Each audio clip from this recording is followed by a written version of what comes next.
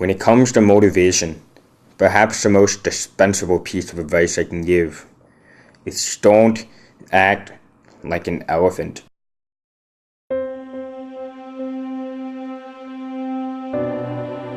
In India, elephants are used for manual labor. They help in logging by transporting cut trees and boost tourism by ferrying passengers. But what to do with them when they are not working? How to restrain them? Their handlers came up with an idea to program them while they are still very young by setting self-imposed limits into their thinking. How does it work? When the elephants are still small, weighing around 150 pounds, they are tied up with a heavy rope. The elephants try to break free, tugging, pulling, and even chewing on the rope, but to no avail. Finally, the elephants give up, and the fight is over.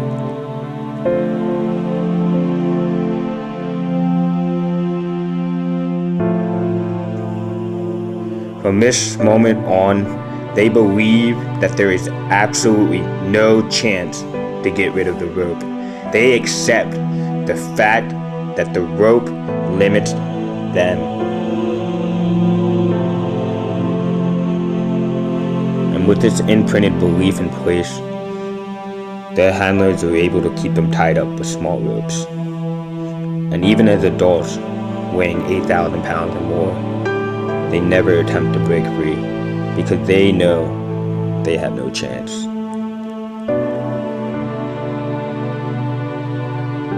To us, we can perceive that the elephant's limits are not real, but exist only in their mind. In like manner, we are also programmed with built-in boundaries.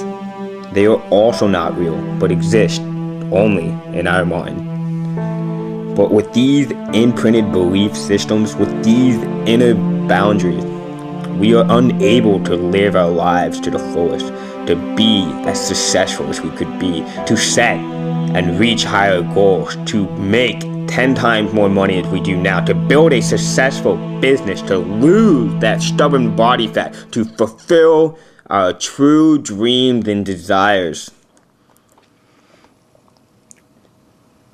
So the next time you think, I can't, try removing the rope from around your neck.